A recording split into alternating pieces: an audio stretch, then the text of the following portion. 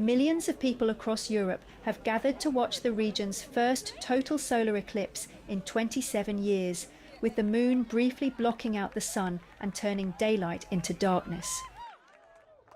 The path of totality crossed parts of Iceland and northern Spain, drawing huge crowds. In Spain, officials expected up to 6 million visitors, particularly in rural areas along the eclipse path and the Balearic Islands. At the Javalambre Observatory in Arcos de las Salinas, the sky fell dark at totality, prompting cheers from locals and visitors. Among those watching was Queen guitarist Brian May.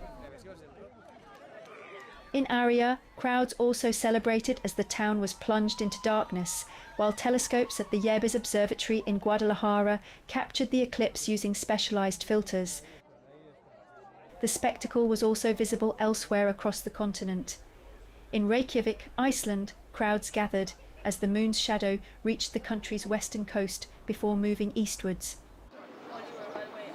Across the UK, more than 90% of the sun was covered, with skies darkening over London's Tower Bridge as people gathered to watch the partial eclipse.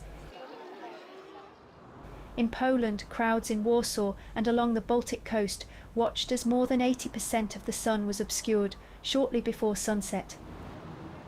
On beaches in Phrygian, Italy, people looked skywards wearing protective eclipse glasses and taking photographs, while in Brussels, spectators described the event as a once-in-a-lifetime experience.